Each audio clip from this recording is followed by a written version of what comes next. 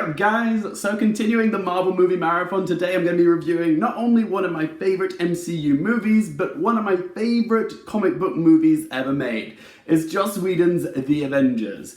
Just a heads up for you guys, there is going to be a lot of fanboy gushing over Joss Whedon in this video because I'm that basic, I'm that bitch, I love him to death, and I will be fangirling a little bit. In fact, I hold The Avengers in such high regard that it made it into my top 30 favourite movies of the past decade. I'll put a link up there if you want to check that out. Naturally, MCU fans think of the more recent and bigger blockbuster behemoths like Infinity War and Endgame when it comes to debating the best movies in the Infinity Saga, but those two juggernaut movies owe a debt to Joss Whedon's The Avengers. If The Avengers hadn't worked, then we might live in a world where Infinity War and Endgame never happened. That's a sad notion, isn't it? It's not a world I want to live in. 5 previous solo films and 4 years worth of build-up all culminated in The Avengers, capping off Phase 1, and in my opinion, The Avengers is the crowning jewel of Phase 1, only narrowly beating out Iron Man, which I adore. But yeah, what do you guys think? What's the best film in Phase 1? Put it in the comment section down below. With so many characters and plot threads to juggle, it could have been so easy to bungle this film up, but Joss Whedon was the perfect choice to write and direct this film.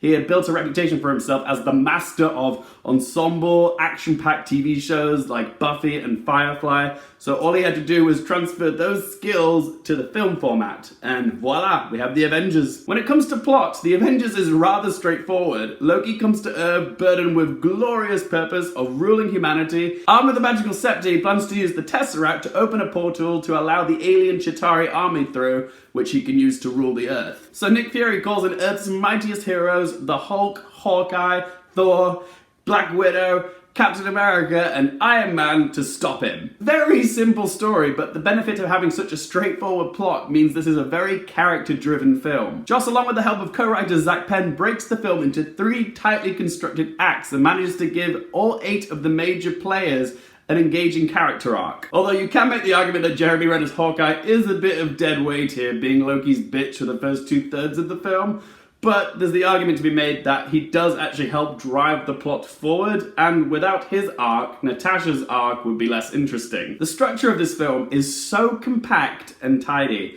After rewatching it the other night, I picked up on a technique that I initially missed in previous viewings, and that's how Joss Whedon tends to use the last line of a scene and use that line as a bridge to transition us from one scene into the next.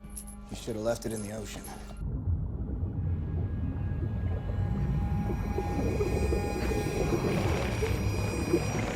Could you show Dr. Banner to his laboratory, please? You're gonna love it, Doc. We got all the toys. Put it over there. Stuff like that illustrates my point as to why this film is stitched together so well. Each scene just flows so smoothly into the next. Joss Whedon is also known for writing great dialogue, and it's another reason as to why I had so much fun rewatching this. The dialogue is so distinctly Whedon. It's his voice, it's his wit, and it's so much snappier and funnier than all the other previous Marvel movies. I let out a giggle at every other line. You might have missed a couple things, you know. Doing time is a capsicle. I understood that reference. You people are so petty and tiny.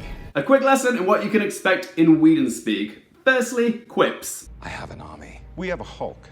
Ant. Boot. Genius, billionaire, playboy, philanthropist. Pop culture references. Make your moves, reindeer games. No hard feelings, Point Break. What, Rock of Ages giving up so easily? Better clench up, Legolas. And a little bit of Bard. So you take the world I love as recompense for your imagined slight. But I've sent it off I know not where. This is my bargain, you mewling quim. And if you're really lucky, you might get all 3 in the same sentence. Shakespeare in the Park?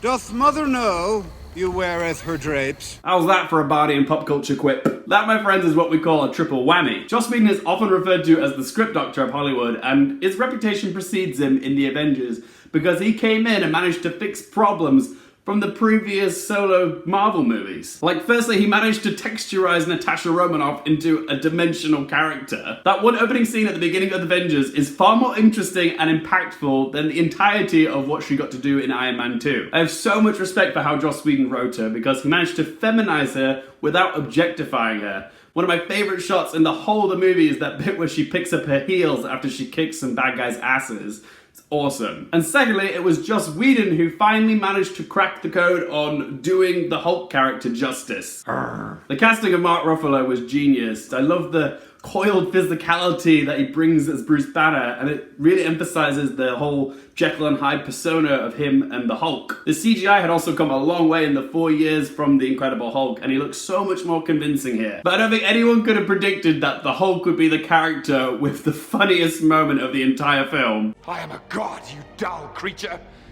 and I will not be bullied by that.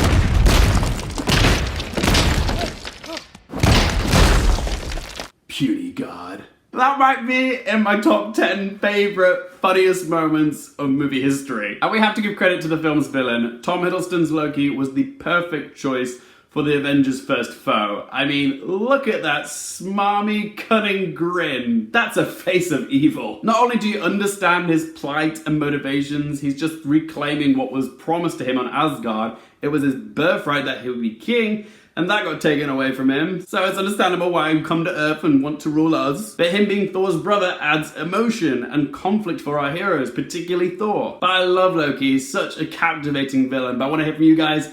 What do you think of Loki? Is he the best villain in the MCU? And how do you rank the Avengers movies? Which one is your favourite of the 4 Avengers films? What do you think? Be sure to get involved in the comment section down below. Don't forget to hit that like button. And for more movie and TV content, don't forget to click subscribe. And you can tell this movie was made by someone who loved comic books as a kid. Whedon's composition and framing of this film evokes the feeling of reading a storyboard in a comic book. Look at his use of angles. He utilizes a lot of worm's eye view shots, looking up as if to suggest these characters are heroes. It's visually dynamic and looks just like the window pane illustrations you see in comics. And somehow, while spinning so many plates, Joss Whedon manages to keep this film feeling very self-contained. There's not much in this which feels like obvious setup for future films or what's to come, apart from a playful mid-credit sequence tease of Thanos. There is continuity from the events of what happened in the Avengers that follows into the solo movies of Phase 2, but it doesn't feel like Joss is winking and nudging at us in this film saying, this is what's coming. Upon rewatch, there is something that does feel like a little bit of a plot hole for someone that has a post-Infinity War perspective,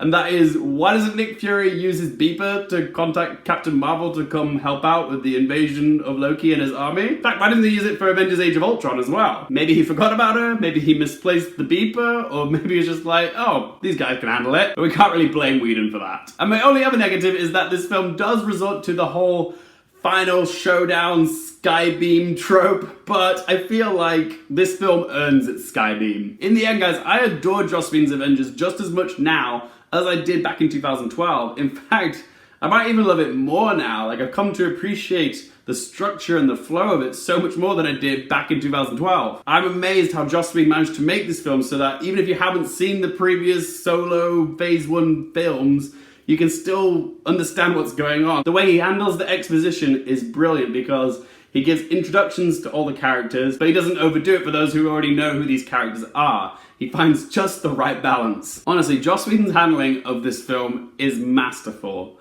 I would go as far as calling The Avengers a blockbuster masterpiece. It is so much fun, but there's terrific character development, and like the best Buffy episodes, he delivers absolutely epic moments of action and then sprinkles a little bit of comedy in. Like Iron Man's sacrifice, followed by the line about let's all go for shawarma, and this immense aerial 2-minute action-packed tracking shot, followed by this.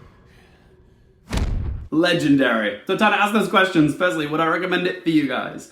Yes, duh. In fact, I'm gonna go as far as saying that The Avengers is a film that you guys have to see before you die. I don't say that very often about superhero movies. Didn't say about Iron Man, but this, yes. And last question, what score do I give out of 10?